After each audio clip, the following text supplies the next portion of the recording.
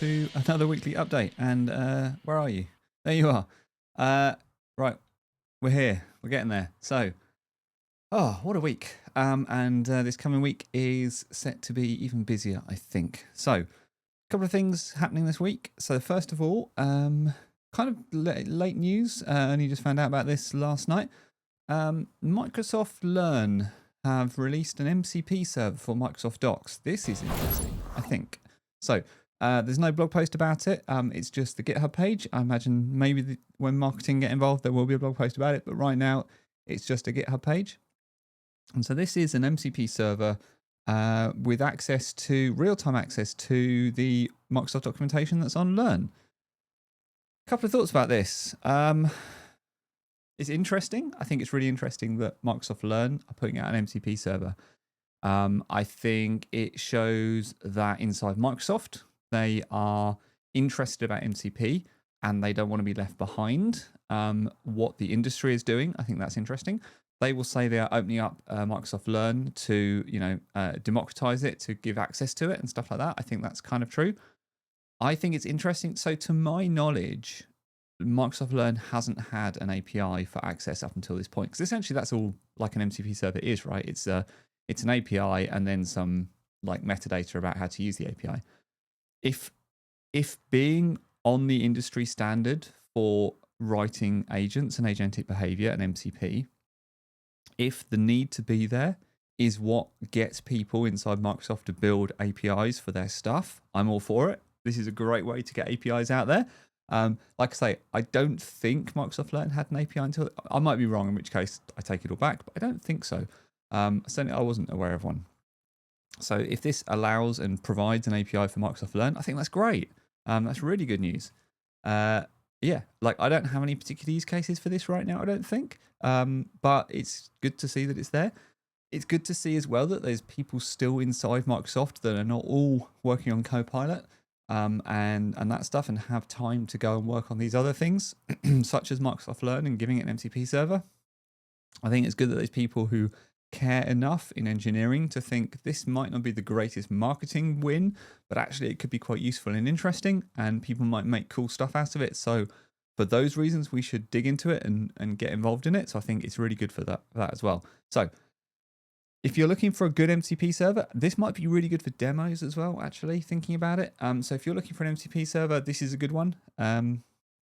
In fact, I'm wondering now if I've got time to... I'm doing a talk at Comsverse this week. I'm wondering if I've got time to get this in there. Maybe. We'll see.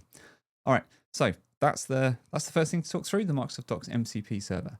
Second thing to talk through, big change, I think a fairly big change anyway, to how you use GitHub in Visual Studio is what they are calling Next Edit Suggestions, NES. So there's a new blog post about how Visual Studio is now going to have Next Edit Suggestions.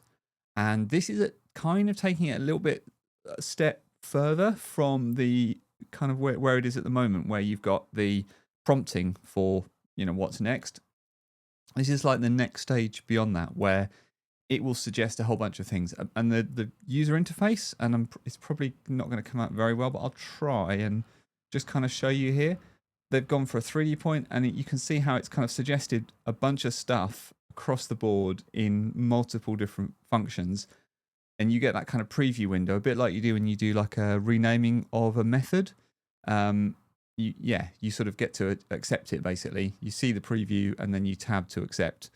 And it's just a little bit further. It's a little bit more than just prompting the, almost like the IntelliSense on steroids. It's the next thing, but it's not quite as much as the full-on agent experience. I think that's good. There's been some kickback over the weekend, I've noticed on social media, around these kind of the speed of agent-led code editing and how it can quickly take you out of your comfort zone and make your code become unrecognizable from when you left it, because just the speed of iteration.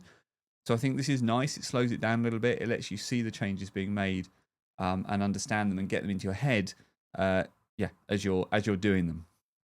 So I think that's a good thing. So that's coming to Visual Studio sort of now. And it's coming. It's available actually in the latest build of Visual Studio. So you can go and check it out if you want to. Very quickly, There's a good, I think it's PowerShell. Yep, good bit of PowerShell to find all sharing links in SharePoint Online. This is a thing I get asked about quite a lot. So I kind of wanted to, it's not super devy, but it's a thing that comes up quite a lot for businesses.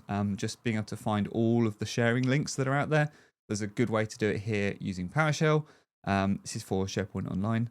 But yeah, this is useful for all sorts of reasons. So check out the link in to the blog post in the description if you want to make use of that, because like I say, it does come up quite a lot. Other things. So a good post from Mary Jo Foley about this subtle change that Microsoft is making to Microsoft 365 Enterprise app updates. Again, this is not super devy either, but it is absolutely something that comes up quite a lot in my world, certainly, and so maybe in your world. If you do enterprise app development, you kind of stay close to these things, and it impacts what you're building as code as well, because you make certain assumptions about the feature sets that are available to enterprises, and the feature set that's available to the Microsoft 365 version that's running, and that can be quite different in enterprises. There can be quite a wide range of different versions that enterprises might have, and might surprise you if if you're coming out of a much smaller tenant like an ISV tenant that is on the sort of standard release cycle. That's now being updated, many times a month. And so, or at least once a month, right? And so there are other channels, and enterprises tend to live on slightly slower channels. So this is a change to that. Here's the blog post. The change kind of speeds up and divvies along some of the slightly slower channels. And so everybody is going to have to move at a slightly faster rate, I think. Yep. So basically, they're no longer providing updates via the semi-annual enterprise channel preview. So semi-annual is the twice-a-year updates. So those are the ones, I think they're either going to, I don't think they're getting rid of semi-annual annual completely, but they want to keep it for unattended devices where there's no user present, so sort of headless units, servers and stuff like that. If you're on that semi-annual enterprise channel, you need to do 2 deployments a year, not 1, if you want to stay in support. Previously, they'd overlapped the support lifecycle, so you could get away with just doing 1 update a year.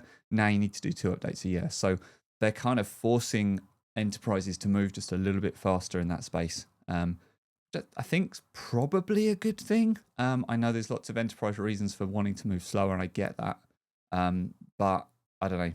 Yeah, this is where they're going, and they want to bring organizations along with them. All right. In the last minute or so, I just want to talk to you about something completely different, which is a distraction blocker I like. It's called Freedom. I'll put a link to it in the notes. It's quite a good way. Here's the post. I've sort of forgotten about it until Chris blogged about it again, and he's got some good screenshots in here, so which is why I'm using it. It's kind of very simple. You kind of just set the session length that you want, and then you can get to choose how much gets blocked and what gets blocked and how it gets blocked. But it's quite good if you're like me and you sort of do a bit of work and then you take a little bit of a brain pause and your mind wanders, and then you think, oh, I'll just check LinkedIn. Oh, I'll just check Teams. Oh, I'll check Teams. I'll go around the tenants and make sure everything's all right. And then before you know it, you've lost, right? So this is kind of a good way of doing that distraction blocking. So yeah, check it out. Give it a go if you think it might be useful. All right, so big week this week. We've got Comverse this week coming up, so I'll be there. So say hello if you see me. Other than that, have a great week, whatever it is you're doing. I think it's also EPPC in Europe as well, so that is also happening. So if you're going there, have a great time. Let me know how it goes. Other than that, have a great week, and I will see you all next time.